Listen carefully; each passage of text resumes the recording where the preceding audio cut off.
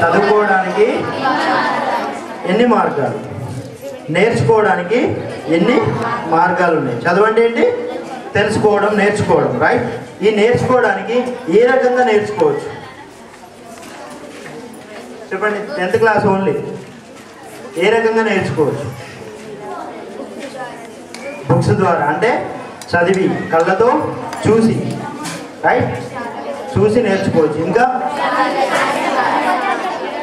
వినడం ద్వారా, very good, వినడం ద్వారా కూడా నేర్చుకోవచ్చు. ఇంకా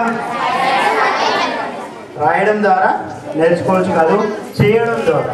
ఓకే, 3 రకాలు. ఒకటి వినడం, ఇంకొకటి చూడడం ద్వారా, ఇంకొకటి చేయడం ద్వారా. ఏ పనైనా ఏదైనా నేర్చుకోవాలనుకుంటే ఈ 3 రకాలుగా నేర్చుకోవచ్చు. ఎట్లా? ఒకటి వినడం, చూడడం, చేయడం.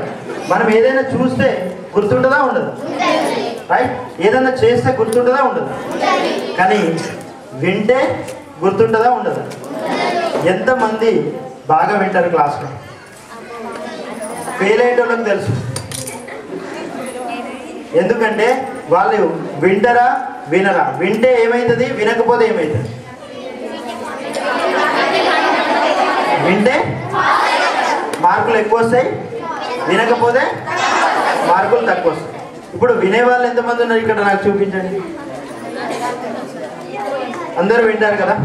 ఇప్పుడు మనం ఒక గేమ్ ఆడుకుందాం, ఓకేనా? ఆడతారా అందరూ? Very good. నేను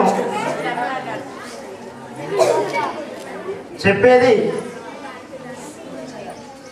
వినాలా, చేసేది చూడాలి. ఓకే, చెప్పేది మాత్రమే చేయండి, చేసేది చూడండి. ఓకే, చెప్పేది వినాలా. Okay, right? రెడీయా అందరూ? పక్కా వింటారు కదా? బాగా వింటారు?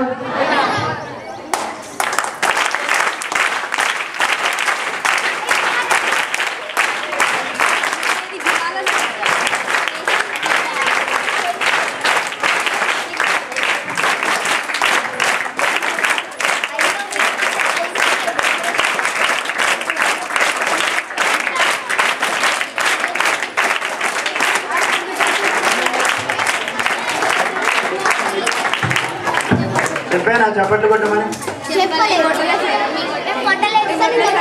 వినడమే రాకపోతే చదవగలుగుతామా, నేర్చుకోగలుగుతామా?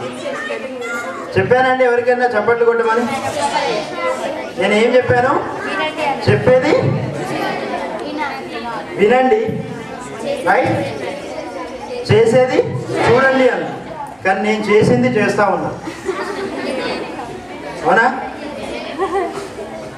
అంటే ఇప్పుడు మీ మైండ్ ఇక్కడ ఉందా, ఎక్కడో ఉందా?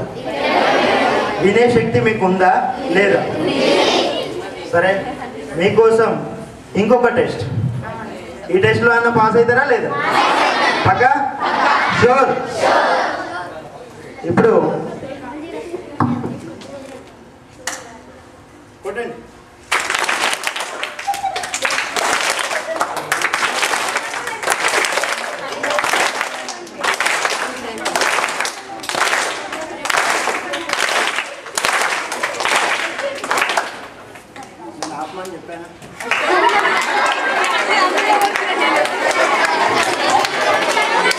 చెప్పానా నోరుతో?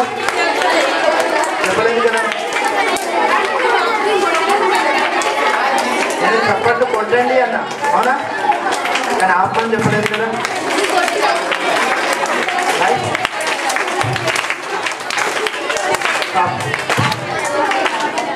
మీ అందరికీ ఇంగ్లీష్ వచ్చా?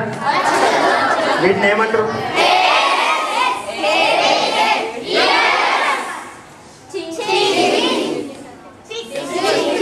చీక్, చిన్న, చీక్, చిన్, యస్, హేస్.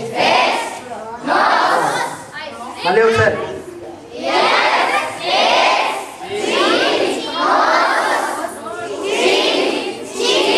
ఇప్పుడు మీరందరూ రైట్ హ్యాండ్ తీసుకోండి, రైట్ హ్యాండ్.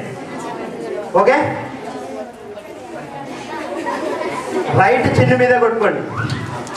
కమాన్. లెఫ్ట్ చిన్, బోత్ చిన్ కొట్టండి.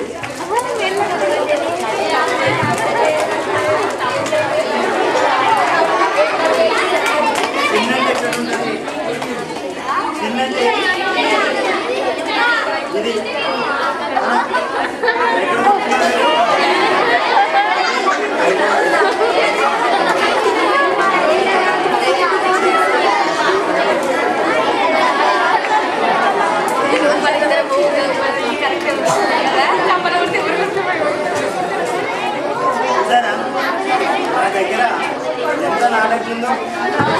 ఎంత ఉందండి? చాలా ఉంది, కానీ దాన్ని మాత్రం కరెక్ట్గా వాడట్లేదు. క్లాసులో వినకుంటే మార్కులు ఎక్కువ వస్తాయా తక్కువ వస్తాయా? ఇప్పుడు మనకు తక్కువ వస్తున్నాయంటే కారణం ఏంటి? వినకపోవడం. సార్, ఎవరికైతే మార్క్స్ తక్కువ వస్తున్నాయో వాళ్ళు వినట్లేదు అన్నమాట. సో వాళ్ళ నుండి క్లాసు నుండి బహిష్కరించాలి వాళ్ళని నెక్స్ట్. ఓకే, అంతే శిక్ష, ఇంకా వేరే ఏం లేదు. ఎందుకంటే చదువుకునే వాళ్ళు కొంతమంది అయినా పర్వాలేదు, చదువుకోని వాళ్ళు ఎక్కువ మంది ఉన్నా ప్రాబ్లం అవుతుంది, వాళ్ళు ఇంకొకరిని డిస్టర్బ్ చేస్తారు. సో మనమందరం ఎవరికి మంచి చేయకపోయినా పర్లేదు కానీ చెడు చేయకూడదు. ఎందుకంటే ఇప్పుడు కొంతమంది సీనియర్స్ అని ముందు కూర్చోబెట్టినాం 10th క్లాస్ వాళ్ళని. 10th క్లాస్ వాళ్ళు ఇట్లా కొట్టుకుంటారు కదా అని వీళ్ళని చూసి అందరు కొడతాం, అంతే కదా? అవునా? మీరు మంచి చేయకపోయినా పర్వాలేదు కానీ చెడు చేయకూడదు. ఈ రోజు నుంచి మీరు మారండి, మీ ద్వారా ఇంకొందరిని మార్చండి. పక్కా మారుస్తారా? ఇప్పుడు లాస్ట్ టెస్ట్, ఇందులో అందరూ పాస్ అవుతారని కోరుకుంటున్నాను. అవుతారా పక్కా? ఇప్పుడు అందరూ నేను ఏది చెప్తే చేయాలా? వద్దంటే ఆగా. నేను చెప్పింది చేయాలా? వద్దంటే ఆగా. సో నేను ఏం చెప్తానో అది మాత్రమే చేయాలి. ఓకేనా? చూద్దాం లాస్ట్ టెస్ట్. ఇందులో ఫెయిల్ అయితే మాత్రం మీ క్లాస్ చెప్పండి. ఓకే, చెప్పిందే చేయాలి. అందరూ చప్పట్లు కొట్టండి.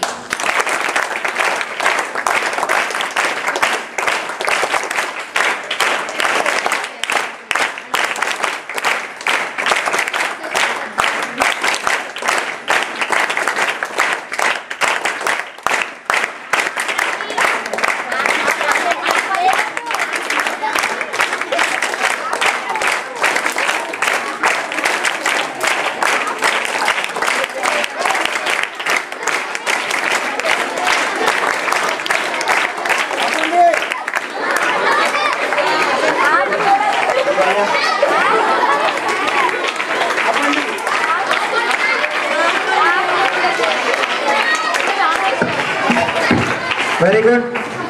నిజంగా మీలో కూడా శక్తి ఉంది, అది మీరే నిరూపించుకున్నారు. అవునా? ఎంత మొత్తుకున్నా, చేతులు ఎంత అడ్డు పెట్టినా ఎవరు ఆపట్లే.